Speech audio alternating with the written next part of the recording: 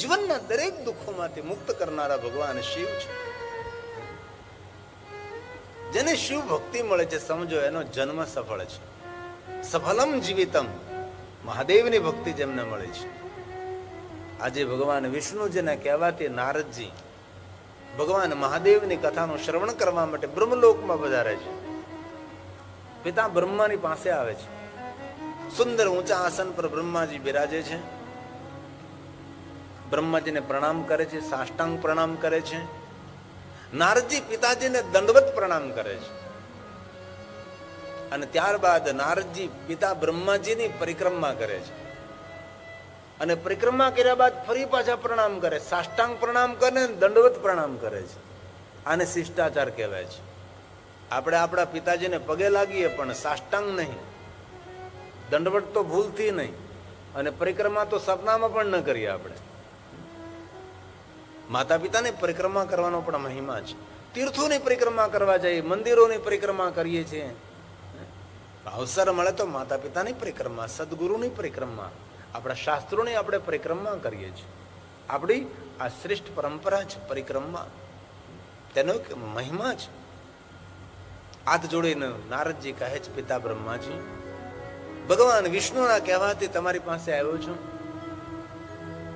હે પિતાજી, આપ મને મહાદેવની કથા સંભળાવો.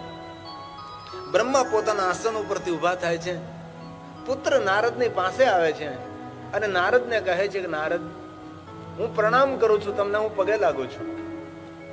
નારદ પૂછવા લાગે છે, પિતા બ્રહ્મા, મને શા માટે તમે પગે લાગો છો? હું તો તમારો પુત્ર છું, હું તમને પગે લાગુ, પ્રણામ કરું, એ પરંપરા છે. આપ મારા પિતા થઈને પુત્રને તમે પગે લાગો છો. ત્યારે બ્રહ્માજી બહુ સરસ વાત કરી છે. બ્રહ્માજી એમ કહ્યું છે, નારદ, દુનિયાનો કોઈ પણ માણસ હોય તો પોતાના મુખમાં તેવા શબ્દો બોલે કે મારે મહાદેવની કથા સાંભળવી છે, એ સમયે માનવ પ્રણામ કરવાને યોગ્ય બને છે, પગે લાગવાને પાત્ર બની જાય છે. ફક્ત એટલું બોલવા માત્રથી કે મને મહાદેવની કથા સાંભળવી છે, મને શંકર ભગવાનની કથાનું શ્રવણ કરવું છે, એટલું બોલવા માત્રથી મનુષ્ય પ્રણમ્ય બને છે. જો કથા સાંભળે છે એનો મહિમા કેટલો, ફલમ વક્તો ના શકનો મેં. શંકર ભગવાનની કથા જે સાંભળે છે દેવતાઓ માટે પણ વંદનીય છે.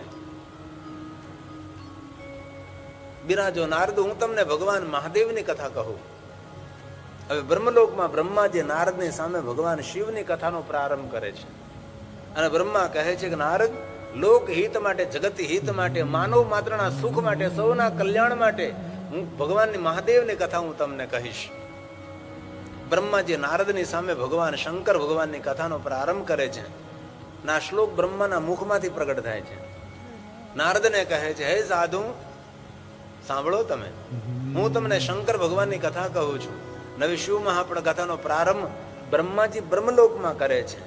બ્રહ્મા બોલે છે, ભો બ્રહ્મન સાધુ પૃષ્ટો ત્વયા વિબુધ સતતમ લોકોપકારિણા નિત્યમ લોકાના હિતકામ્ય. જગત હિત માટે, લોકોના કલ્યાણ માટે, લોકાના જગતના સુખ માટે, માનવ માત્રના કલ્યાણ માટે. હે નારદ, હું તમને ભગવાન મહાદેવની કથા કહું છું, સાંભળો નારદજી. બ્રહ્મા કહે છે, મહાદેવની કથાનો પ્રારંભ કરો એ પહેલા ભગવાન શિવની વંદના કરો. ભગવાન શિવની સ્તુતિ કરી છે. રોજ ભગવાનની સ્તુતિ કરવી જોઈએ, ભગવાનની પ્રાર્થના કરવી જોઈએ, ભગવાનનું સ્તવન કરવું જોઈએ, અષ્ટકના પાઠ કરવા જોઈએ, ભગવાનનો મહિમા ગાવવો જોઈએ, રોજ પુરાણનો પાઠ કરવો જોઈએ. વધારે નહીં, શ્લોકમ શ્લોકાર્થ, અડધા શ્લોકનો પણ પાઠ કરીએ, કોઈ ધર્મશાસ્ત્રનું વાંચન કરીએ રોજ. આજે મોબાઈલે પુસ્તકોની હત્યા કરી નાખી છે. પહેલા તો માણસ કોઈ રેલ સ્ટેશને બેઠો હોય, બસ સ્ટેન્ડે બેઠો હોય, કોઈ જગ્યાએ બગીચામાં બેઠો તો તેના હાથમાં પુસ્તક હોય, વાંચન કર. ડાયો માણસ, જેને જીવનમાં કંઈ કરી છૂટવું છે, જેને પ્રગતિશીલ જીવન બનાવવું, તેના હાથમાં પુસ્તક હોય. આજે તમે જુઓ, દરેક યુવાન યુવતી કોઈ પણ જગ્યાએ બેઠા એ લોકો મોબાઈલમાં હોય છે.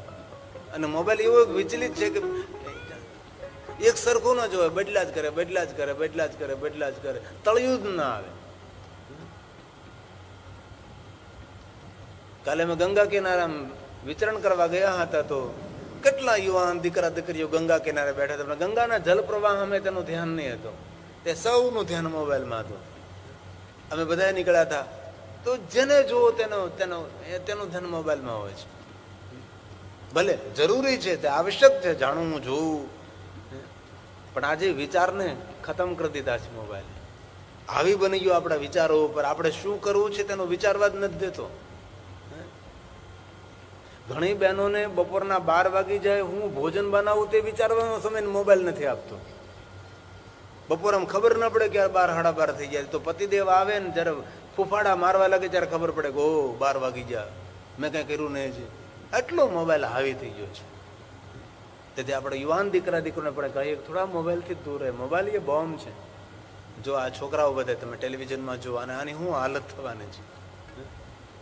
સુવો ત્યારે પણ મોબાઈલ 3 ફૂટ દૂર મૂકી દો, દૂર રાખો તેને. જરૂરી છે, તેનો વિરોધ નથી, પણ પ્રમાણસર. ઘણા લોકો હિમાલયની યાત્રા કરતા મેં જોયા છે, હિમાલય પહાડોમાં ફરતા ઘૂમ ઘૂમ ઘૂમ ઘૂમ ગાડી જતી હોય, વેલીને કંદરા જોવાનું ચૂકી જાય છે. હિમાલય પહાડની ચટ્ટાનો જોવાનું ચૂકી જાય, વૃક્ષોની ઘનઘોર ઘટા જોવાનું ચૂકી જાય, ભાગતો ભાગતો જલ પ્રવાહ અને બહેતા ઝરણોને જોવાનું ભૂલી જાય, અને મોબાઈલનો જોતા જોતા હિમાલય પહાડની યાત્રા કરતા હોય. તમે જો તો ખરા, જે નજારો જોવાનો છે, જે વાસ્તવિકતા છે, જે જીવંત દ્રશ્ય છે, એની પાસે એ સૂઝ નથી કે આપણે એ જોવું જોઈએ કે મોબાઈલ જોવો જોઈએ. તેથી અત્યારે ઉપવાસ કરવાની જરૂર નથી, ત્યારે મોબાઈલનો ઉપવાસ કરવાની જરૂર છે. કે ચાલો ભાઈ 1 દિવસ માટે હું મોબાઈલ નહીં વાપરું, 1 કલાક માટે નહીં વાપરું. કેટલું મોટું કામ થઈ શકે છે. કાંઈ વિચારોનો સમય આપણને મળે છે. બ્રહ્મા નારદને કહે છે, નારદ સાંભળો, હું ભગવાન શિવની સુંદર સ્તુતિ કરું છું. અને બ્રહ્માજીએ મહાદેવની સ્તુતિ કરી છે. આટલી સુંદર સ્તુતિ છે, બહુ લાંબી છે, પણ એ તો કોરોના કાળમાં પૂરી સ્તુતિનું ગાયન મેં કર્યું હતું. પણ અત્યારે તો આપણે એકાદો શ્લોક બોલી નાખીએ અને ધીરે ધીરે કથામાં પ્રવેશ કરીએ. આપણે નમસ્કાર કર્યા છે બ્રહ્માજી, ભગવાન શિવને પગે લાગ્યા છે. કથા શિવની કહેવાની છે. એ પહેલા શિવજીને વંદન કરે છે, મહાદેવને પ્રણામ કરે છે. નમો અનંત રૂપ ભગવાન શિવનું. શિવનું કઈ એક રૂપ થોડું છે?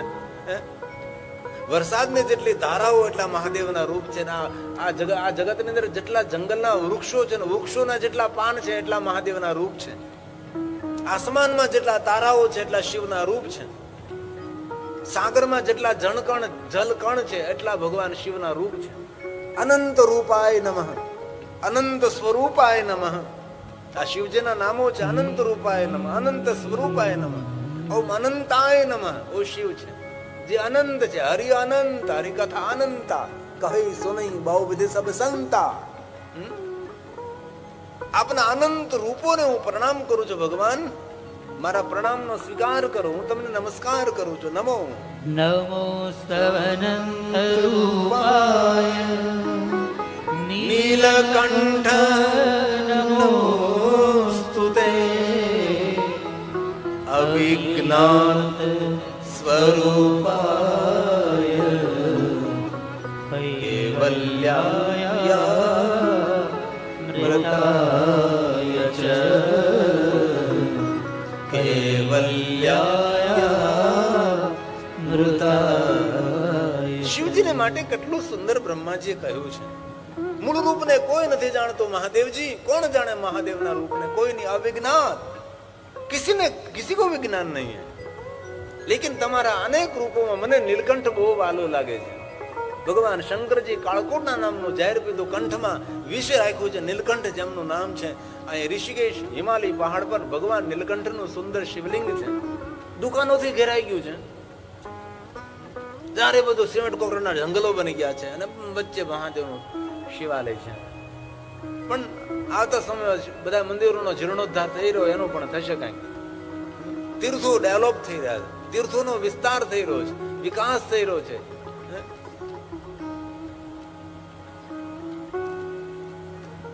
વધારે તો નથી કહેતો, પણ ખૂણે ખાંચકેથી માળી સમાજને ગોતીને સંગઠિત રહેજો. સમાજ ભણી ગણીને શિક્ષિત બને જરૂરી છે, પણ તેના કરતા સમાજનું રક્ષા થાય એ પણ બહુ જરૂરી છે. આપણા સમાજના કોઈ પણ માણસને કાંઈ પણ પ્રકારની તકલીફ પડે, એક એક સમાજનો માણસ એની પડખે ઉભો હોવો જોઈએ. કલિયુગે શક્તિ સંઘે, કલિયુગની શક્તિ સંગઠનમાં છે.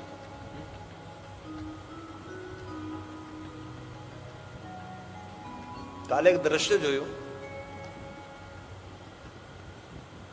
એક સિંહ હોય છે, જંગલી કૂતરાનો શિકાર કરતો હોય છે. જંગલી કૂતરા આવે, જેને આપણે નાર પણ કહી શકીએ છીએ, તેનો શિકાર કરતો હતો. આ સિંહને ખબર નહીં કે આની સાથે આખું ટોળું છે, અને આખું ટોળું આવી પડ્યું. સિંહને ભારે પડી ગયું. ચારે બધું થઈ, જંગલી કૂતરાઓ સિંહને પકડી લીધો છે. અને નીચે લખેલું હતું, આ સંઘની શક્તિ છે, સંગઠનની શક્તિ છે.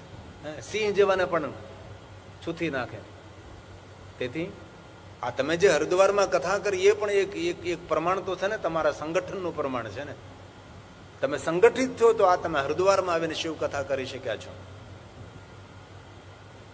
અને માળી સમાજનો એટલો મોટો કોઈ વિસ્તાર ન હોય, એ સમાજ બહુ નાનો સમાજ હોય ને. કઈ આપણા ગામ એટલો બધો મોટો સમાજ ન હોય. ગામ હોય એકાદ બે ઘર હોય, શહેરો અહીંયા થોડા ઘર હોય. જેવી રીતે અમારો 10 નામ સમાજ, એટલો બધો કઈ મોટો સમાજ ન હોય, નાનકડો સમાજ, લઘુ સમાજ હોય છે. આપણે સંગઠિત નહીં બનીએ તો કૂતરા આપણને ભસતા રહેશે.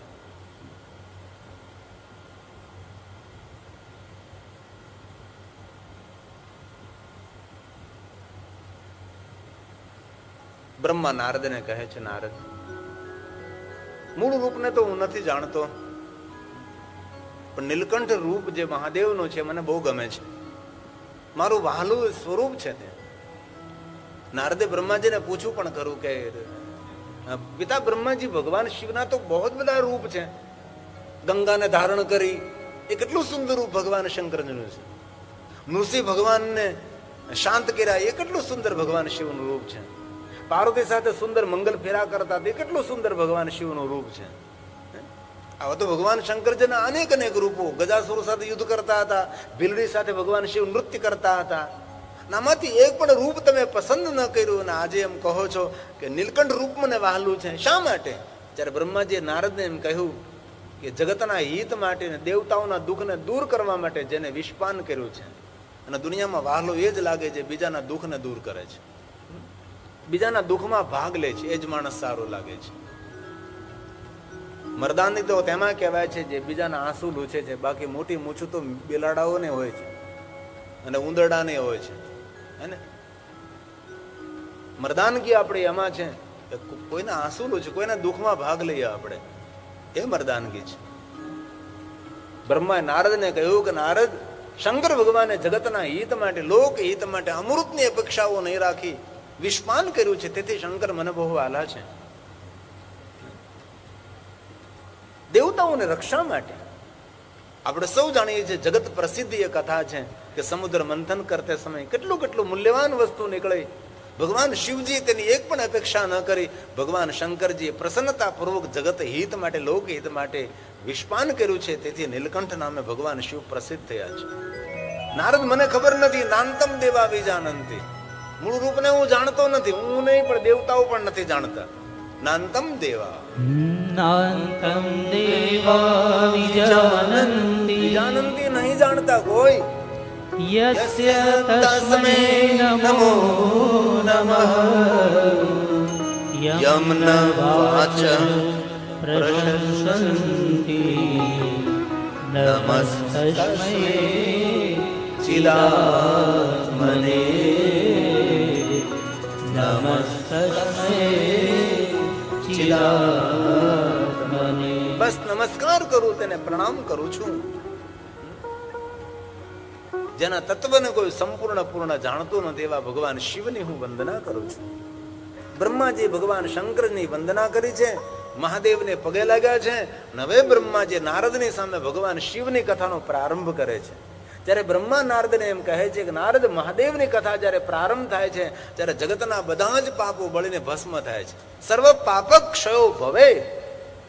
જ્યારે શંકર ભગવાનની કથાનો પ્રારંભ થાય છે ત્યારે આપણા બધા જ પાપોમાંથી મનુષ્ય મુક્ત બને છે. આવું શિવ મહાપડ ગ્રંથની અંદર ભગવાન વ્યાસે કહ્યું છે.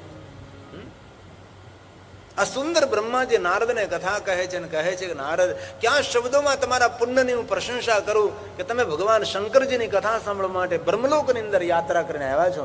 જેમ આપણે આપણા ગામથી યાત્રા કરીને હરિદ્વાર સુધી કથા સાંભળવા માટે પહોંચ્યા, એવી જ રીતે નારદજી પૂરા તીર્થોની યાત્રા કરતા કરતા અને વૈકુંઠ લોક છોડીને બ્રહ્મલોકમાં પોતા બ્રહ્માના મુખેથી કથા સાંભળવા માટે બિરાજમાન છે. અને બ્રહ્મા અને નારદજી સુંદર સંવાદ કરે છે અને ભગવાન શંકરજીની કથાનું સુંદર ગાયન કરે.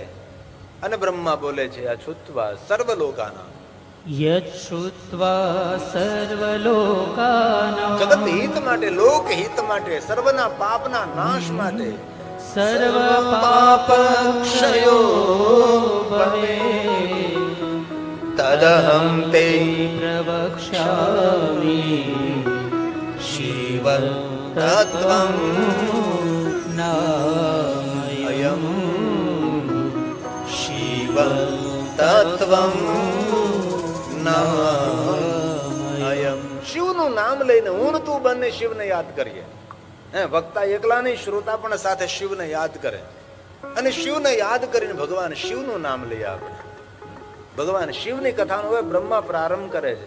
શિવ તત્વમ નામ અયમ, હું એકલો નહીં, તમે હું બંને મહાદેવને યાદ કરીએ અને શિવને યાદ કરતા કરતા શિવની કથાનું શ્રવણ કરીએ. પણ હે નારદજી સાંભળો, શિવ તત્વને હું જાણતો નથી.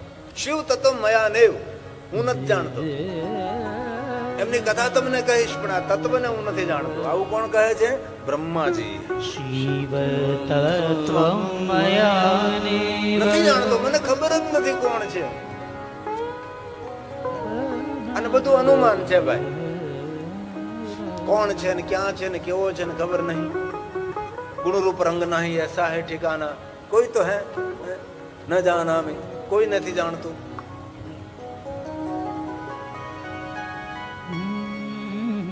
વ્યાસ ભગવાને પણ કહી દીધું, ન તવે તદ વર્ણિયામાં, મને ખબર જ નથી કોણ છે.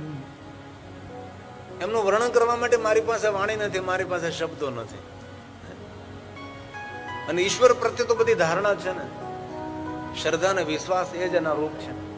બાકી કોને ખબર ક્યાં હોય ને શું હોય.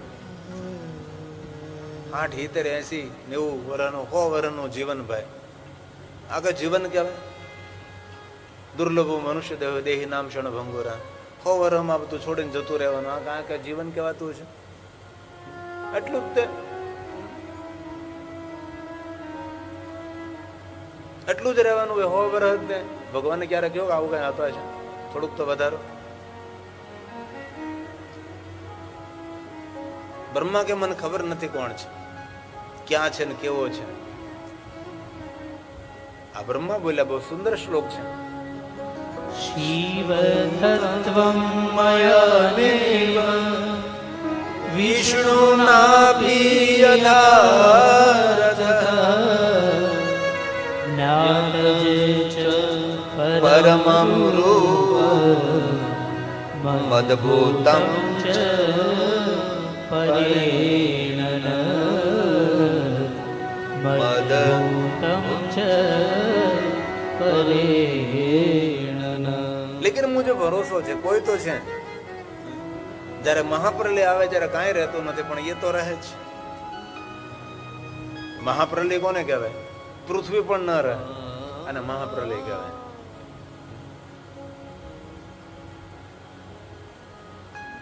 અને એ તો સત્ય છે ને, કઈ નવું તો છે જ નહીં. આજે વિજ્ઞાન પણ જાહેર કર્યું કે ધીરે ધીરે પૃથ્વી પણ અંતરિક્ષમાં જતી રહે છે. પૃથ્વીથી સૂર્ય દૂર જતો રહેશે. ધીમે ધીમે સૂર્યનો પ્રકાશ પૃથ્વીને મળતો બંધ થઈ જશે. ધીરે ધીરે સમંદર ધરતી પર આવતો થશે. ધીરે ધીરે સમંદરનું પાણી પણ સુકાઈ જશે. આને મહાપ્રલય કહેવાય છે. ન તારકમ ન સૂર્ય ન ચંદ્ર કુછ ભી નહીં, કાંઈ નથી રહેતું. નષ્ટો સ્થાવર જંગમે સબ કુછ મહાપ્રલય કાલે છે. મહાપ્રલય કાલે ચ નષ્ટે સ્થાવર જંગમે આસીતમોમયં સર્વં મનર્ક ગૃહતારકં અર્ક ગ્રહ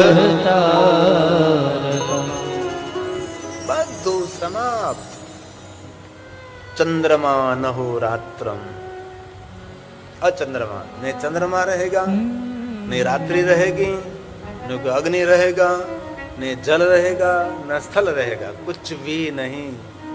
अहम निर्विकल्पो निराकार रूपो, कुछ भी नहीं रहेगा, है? सब कुछ शांत। ये महाप्रलय जरा આવે ત્યારે એ શિવ તો નિરંતર રહે છે. જે તત્વનું વર્ણન વેદ પુરાણ પણ કરી ન શકે એ તત્વ નિરંતર રહે છે. જે તત્વનું વર્ણન અવિદ્યતે ચકિતમ ચકિત મતલબ ભયભીત થવું, સચકિતમ. વેદ પણ એ તત્વને જાણવા માટે પ્રયાસ કરે છે, વેદોની વાણી પણ ત્યાં અટકી જાય છે. બ્રહ્મા નારદને આ તત્વની વાત કરે છે. યદસ્તિ શ્રુતિ પુનઃ શ્રુતિ પુનઃ પુનઃ એમ કે વારંવાર એમ કહે છે, ખબર નથી કોણ છે, પણ કોઈ છે. કોણ છે? સત્ય જ્ઞાન અનંતમ છે. કોઈ સત્ય સ્વરૂપ પરમાત્મા છે. તેના રૂપની ખબર નથી, તેના રંગની ખબર નથી, તેના આકારની ખબર નથી. ઈશ્વર શ્રેષ્ઠ કવિ છે અને પોતાને લખાયેલી કવિતાનો ખુદ પોતે અભિનય કરે છે, અને એ પ્રકૃતિ છે. આપણે જે નજરે જોઈએ છે એમની કૃતિ છે, એમની પ્રકૃતિ છે. કથા તો ઓઠના પડદાઓને ખોલીને વાણીના દ્રશ્યો ભજવવાની વાત છે. અનુભૂતિ તો કઈક જુદી જ હોય છે.